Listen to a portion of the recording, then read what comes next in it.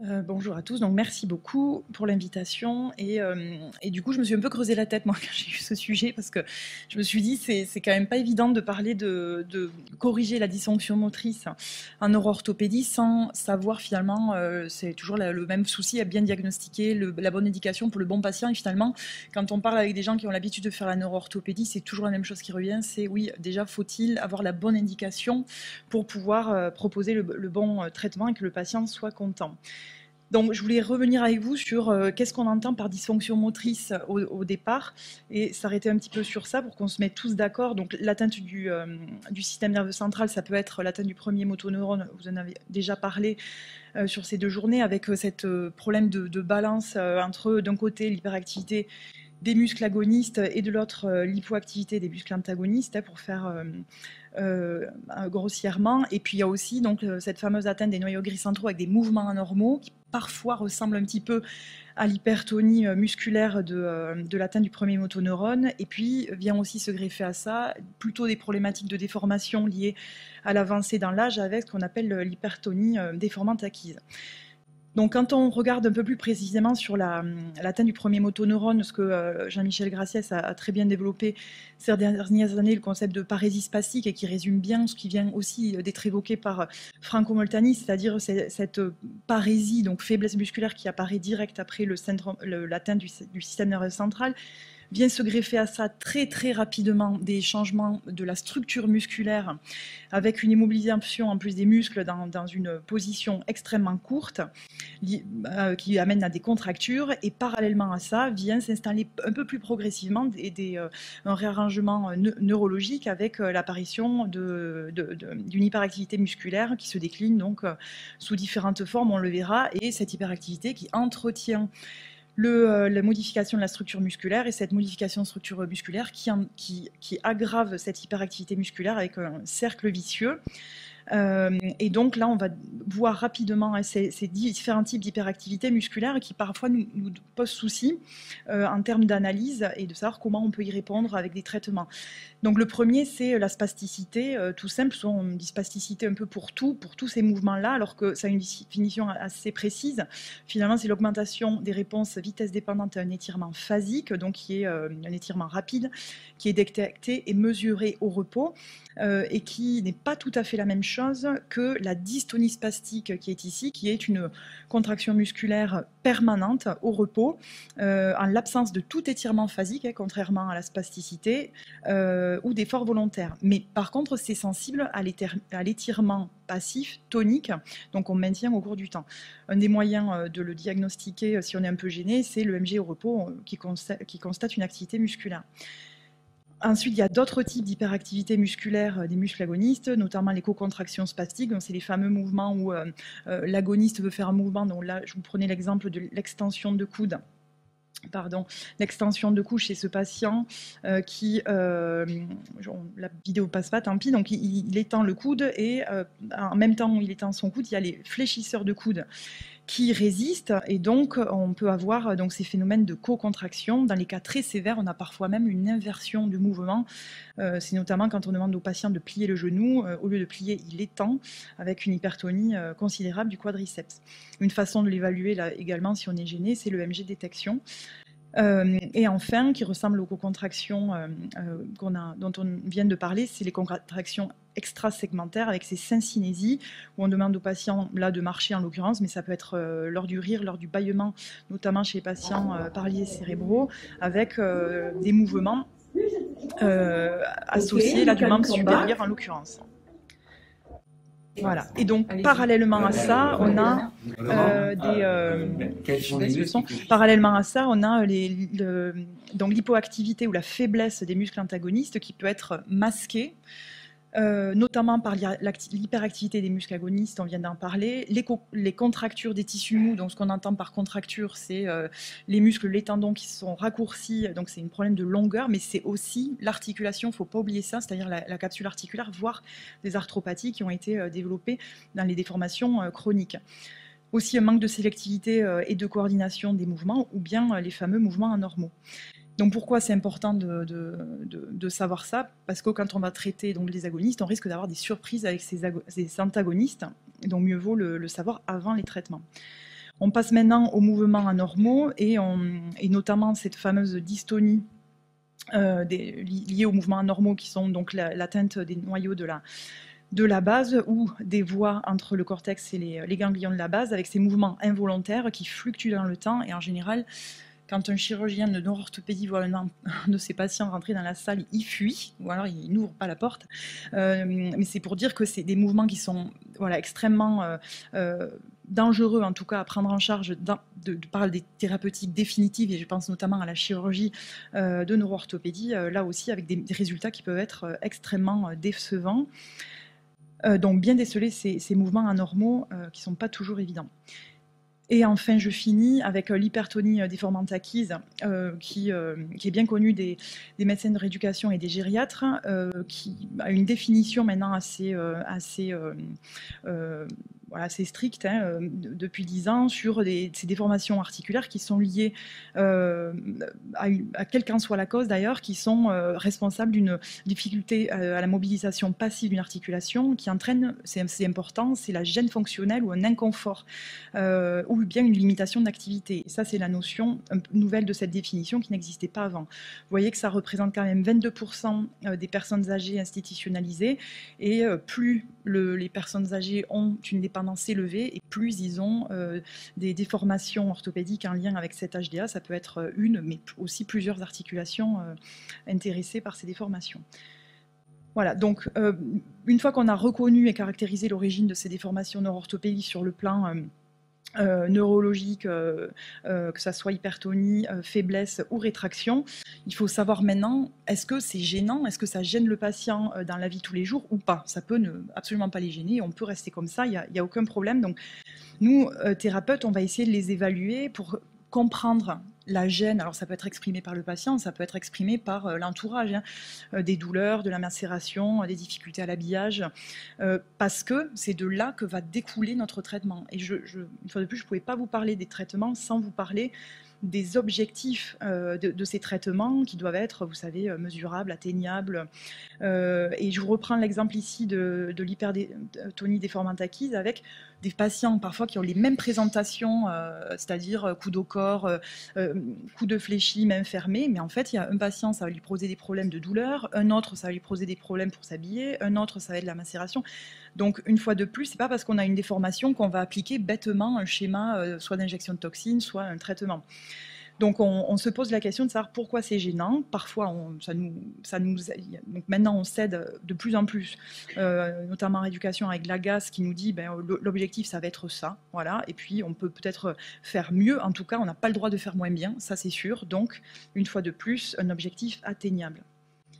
Et puis parfois, on n'y comprend rien, ou alors on a besoin d'aller un peu plus loin, et c'est là où on met en place des outils d'évaluation, parfois dans des équipes un peu plus spécialisées, pour essayer de débrouiller les tableaux cliniques. Alors, le bloc moteur va être plutôt pour les déformations focales. Je vais vous parler très rapidement du test au baclofen pour les déformations plutôt régionales des membres inférieurs, et les déformations des 4 membres du tronc, parfois du cou, qui nous contraint parfois à aller jusqu'au testing sous anesthésie générale.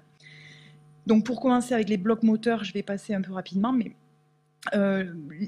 qu'est-ce qu'on se pose comme question? On a un patient en face de nous, c'est qu'est-ce qui nous gêne? Pourquoi on a envie d'aller un peu plus loin? Est-ce qu'on a besoin de faire la différence entre ce qui est hyperactif de ce qui est rétracté?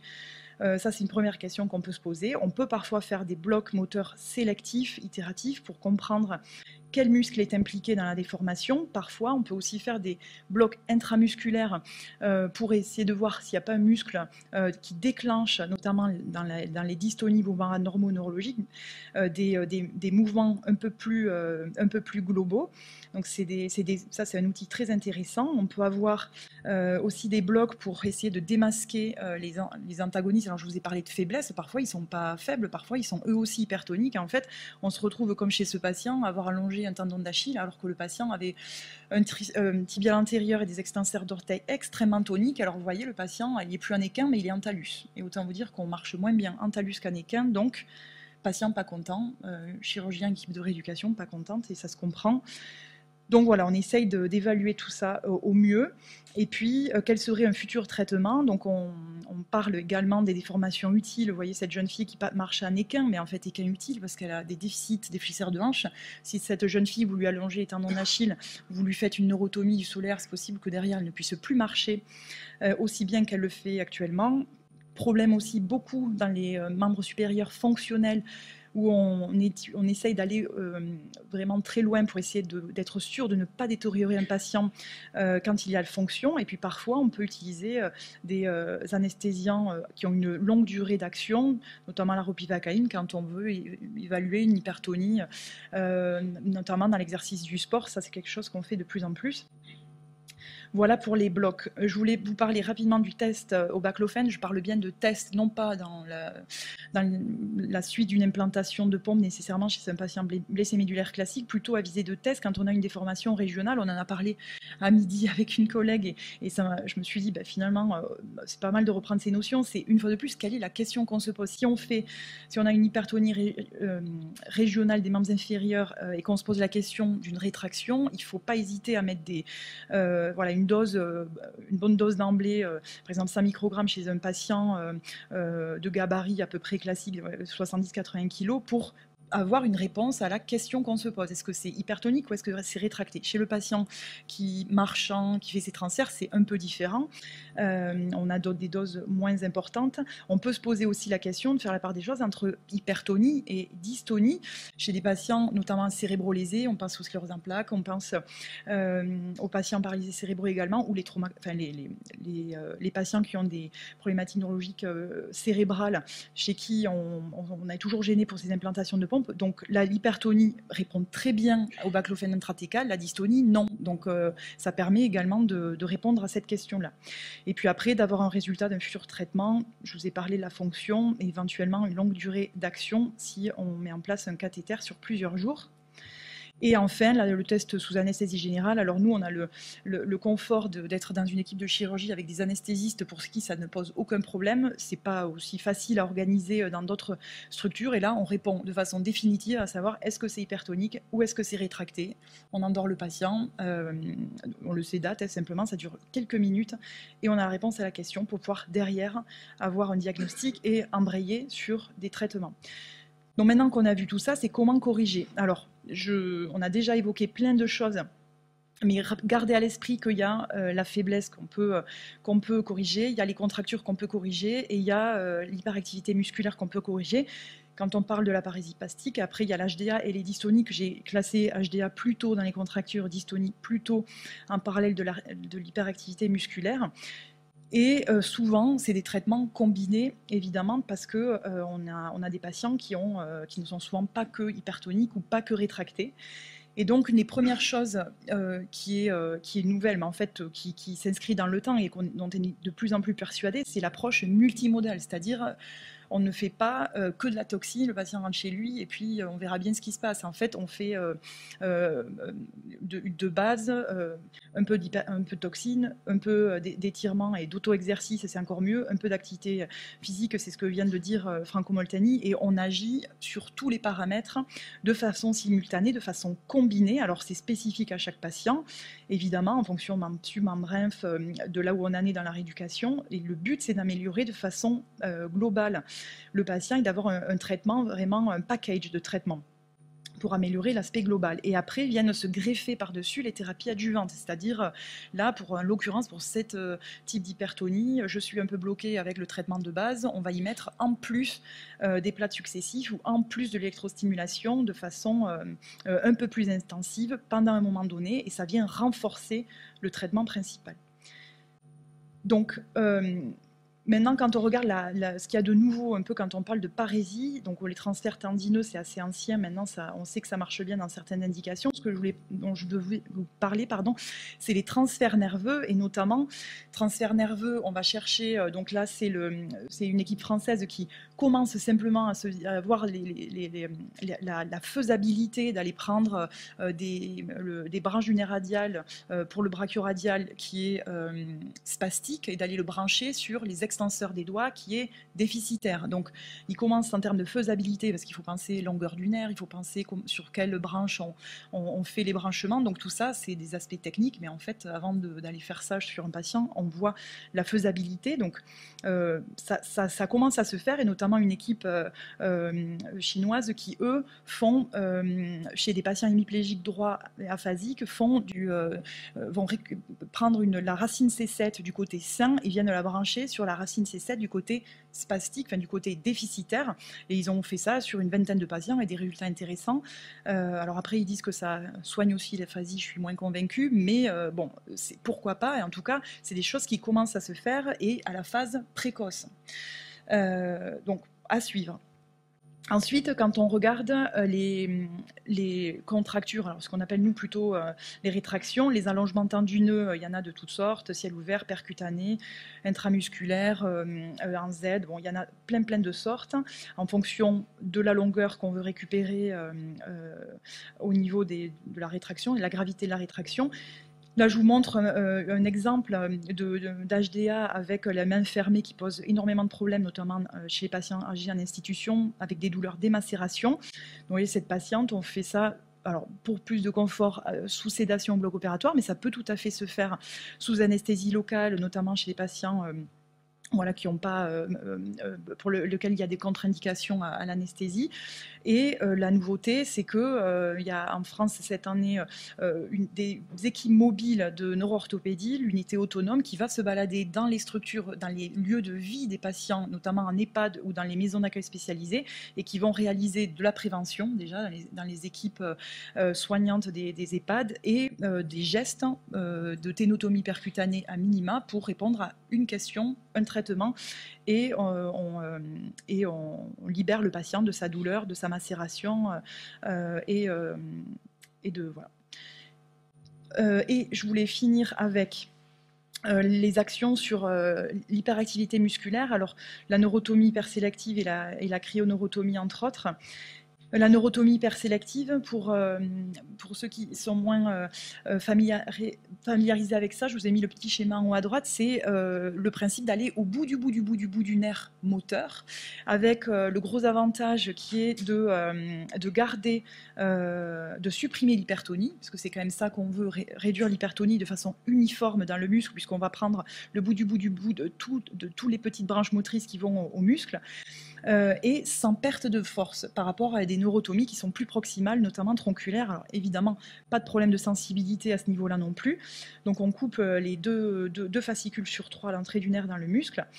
Alors, c'est des très bonnes indications pour l'hypertonie liée à l'atteinte du premier motoneurone. C'est pas, je vous ai dit, des bonnes indications pour notamment traiter les mouvements anormaux. Donc, on en revient à bien diagnostiquer, bien savoir quel type de patient on a en face de nous.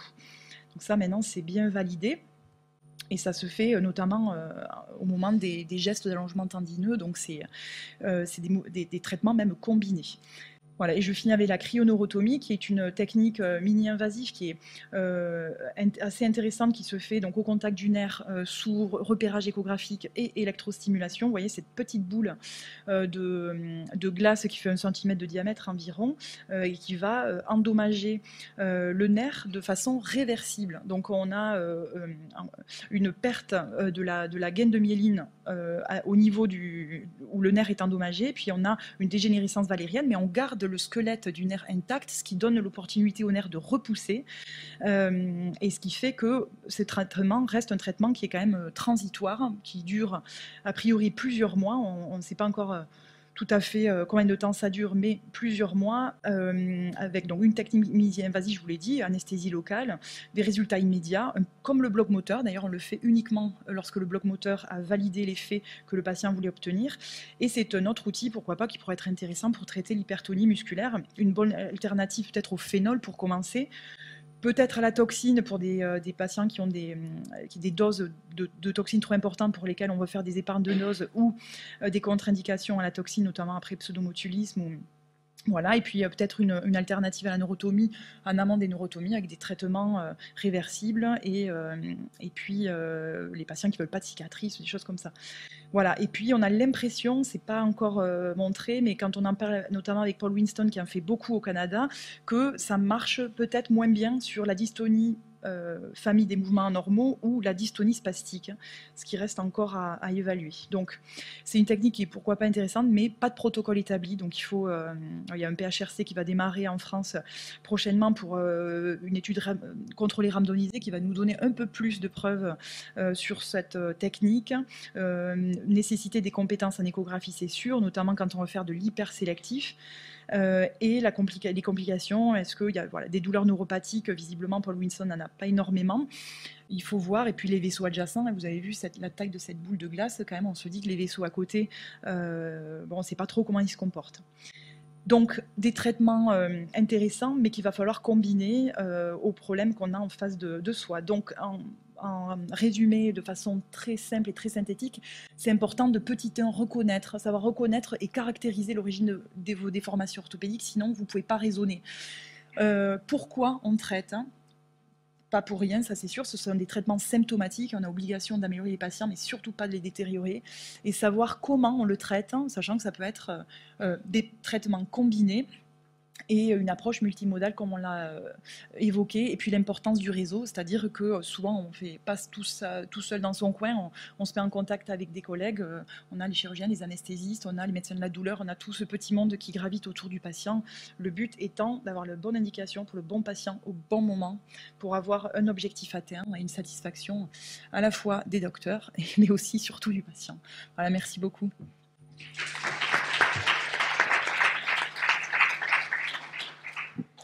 Est-ce qu'il y a des questions pour Marjorie Salga?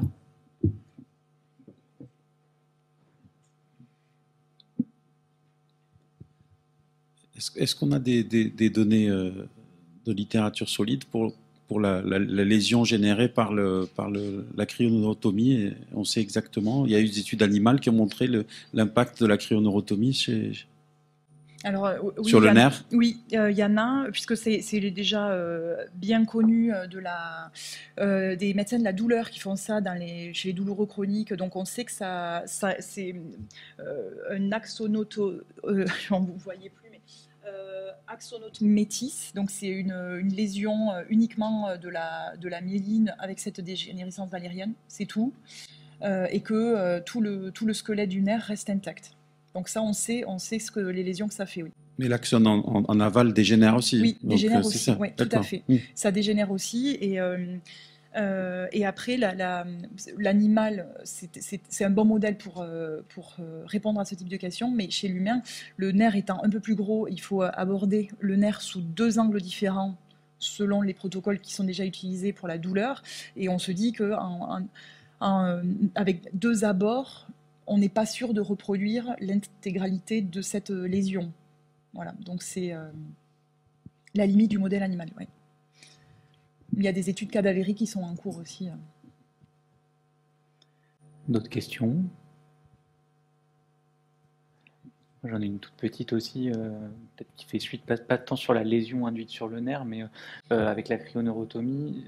C'est vrai qu'on fait souvent le parallèle un peu avec l'alcoolisation ou la phénolisation, et qu'on utilise, ou on peut aimer utiliser pour montrer un peu aux patients ce que ça a donné avant d'aller à une neurotomie et à un geste plus définitif.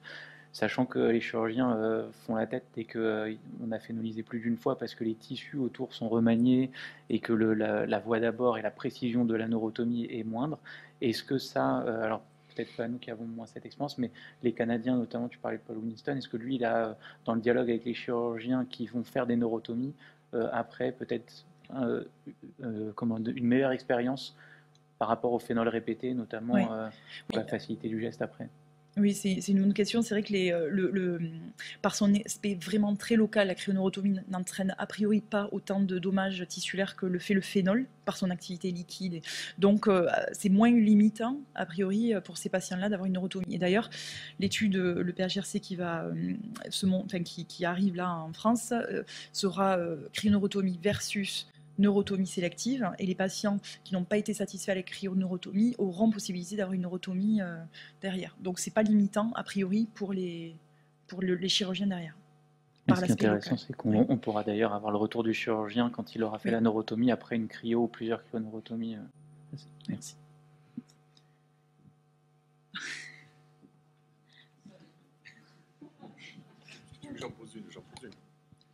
Donc Non, c'est à la fois une question et un commentaire qui fait le lien avec ce matin. On a entendu des médecins des stimulations profondes qui disaient ah ben ça on voit pas bien, c'est pas bien l'évaluer. Et tu as montré la Goal Achievement Scale qui est quand même un outil tout à fait remarquable, dont en particulier les gens qui font du neuromusculaire sont en train de s'emparer pour avoir des objectifs précis. Et juste rajouter que l'objectif, c'est toujours de l'activité. C'est pas de la fonction, c'est de l'activité. Et c'est ce qui permet d'avoir la quantification. Et je pense que c'est un outil qui peut être généralisé dans bien d'autres spécialités que la médecine physique et réadaptation. Oui, très bien. Et pas utilisé que par les docteurs non plus. Ça peut être des objectifs d'ergo de kiné.